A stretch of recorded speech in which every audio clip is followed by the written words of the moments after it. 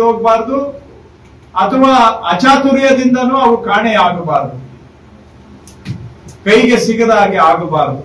ದಾಖಲೆಗಳು ಜನಕ್ಕೆ ಅದು ಕಳೆದು ಹೋಗುವಂತಹದ್ದು ನಿಲ್ಲಬೇಕು.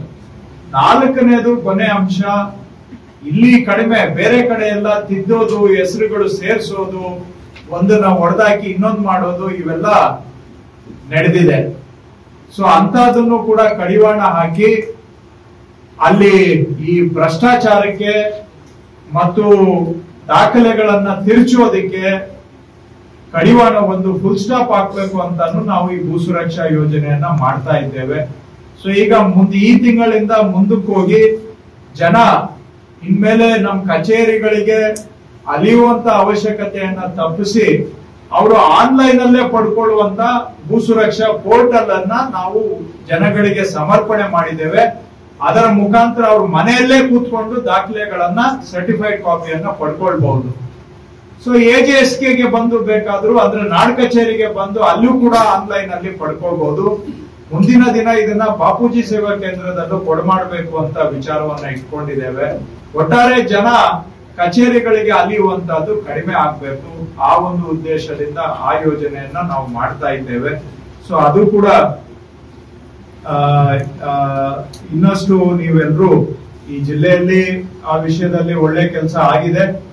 ಸುಮಾರು ತಹಶೀಲ್ದಾರ್ಸು ಒಳ್ಳೆ ಆಸಕ್ತಿ ತಗೊಂಡು ಮಾಡಿದ್ದಾರೆ. ಅವರಿಗೆ ಕೊಟ್ಟ ಸಿಬ್ಬಂದಿಗಿಂತ ಹೆಚ್ಚು ಕೆಲಸವನ್ನು ಕೂಡ ಮಾಡಿದ್ದಾರೆ, ಬೇರೆ ಸಿಬ್ಬಂದಿಗಳನ್ನ ತೊಡಗಿಸ್ಕೊಂಡು. ಸೊ ಬಹಳ ಮುತುವರ್ಜಿಯಿಂದ ಕೆಲವರು ಕೂಡ ಕೆಲಸ ಮಾಡಿದ್ದಾರೆ. ಅವರ ಜನಪರ ಕಾಳಜಿಯನ್ನ ನಾನು ಈ ಸಂದರ್ಭದಲ್ಲಿ ಜನಗಳ ಪರವಾಗಿ ಅವರಿಗೆ ಪ್ರಶಂಸೆಯನ್ನು ಕೂಡ ಹೇಳಲಿಕ್ಕೆ ಬಯಸ್ತೇನೆ. ಒಟ್ಟಾರೆ ಜಿಲ್ಲಾಧಿಕಾರಿಗಳ ನೇತೃತ್ವದಲ್ಲಿ ಸಾಕಷ್ಟು ಕೆಲಸಗಳು ಸಕ್ರಿಯವಾಗಿ ತಾವೆಲ್ಲರೂ ಕೂಡ ಮಾಡ್ತಾ ಇದ್ದೀರಾ. ಅದು ಒಂದು ಕಡೆ ನಿಜ ಆದ್ರೂ ಕೂಡ ನಮ್ಮ ಇಲಾಖೆಯಲ್ಲಿ ಎಷ್ಟು ಮಾಡಿದ್ರೂ ಕೂಡ ಮುಗಿಲಿಕ್ಕೆ ಸಾಧ್ಯ ಇಲ್ಲ, ಅಷ್ಟು ಕೆಲಸ ಇರುತ್ತೆ.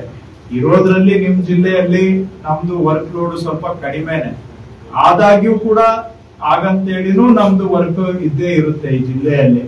ಸೊ ನೆಕ್ಸ್ಟ್ ನಾವು ಪೋಡಿ ಮುಕ್ತ ಗ್ರಾಮವನ್ನು ಕೂಡ ದೊಡ್ಡ ಪ್ರಮಾಣದಲ್ಲಿ ಕೈಗೆತ್ತಿಕೊಳ್ಳುವಂತಹದ್ದು ಬಾಕಿ ಇದೆ. ಅದು ಮಾಡಬೇಕಾದ್ರೆ ಈ ಪೌತಿ ಖಾತೆ ಆಂದೋಲನ ಒಂದ್ ರೌಂಡ್ ಆಗ್ಬೇಕು ಅನ್ನೋ ಕಾರಣಕ್ಕೆ ನಾನೀಗ ಅದ್ರ ಬಗ್ಗೆ ಮಾತಾಡ್ತಾ ಇಲ್ಲ. ಸೊ ಪೌತಿ ಖಾತೆ ಆಂದೋಲನ ಒಂದು ಸುತ್ತು ಆದರೆ ಆ ನಂತರದ ದಿನಗಳಲ್ಲಿ ನಾವು ಪೋಡಿ ಮುಕ್ತ ಗ್ರಾಮವನ್ನು ಕೂಡ ಬಹಳ ದೊಡ್ಡ ಪ್ರಮಾಣದಲ್ಲಿ ಕೈಗೆತ್ತಿಕೊಂಡು ಎಲ್ಲ ಮಲ್ಟಿಪಲ್ ಓನರ್ RTC ಇರೋರ್ನ ಸಿಂಗಲ್ ಓನರ್ RTCಗೆ ತಗೊಂಡ್ ಬರ್ಬೇಕು ಅನ್ನುವಂತ ಗುರಿಯನ್ನು ಕೂಡ ಹೊಂದಿದ್ದೇವೆ.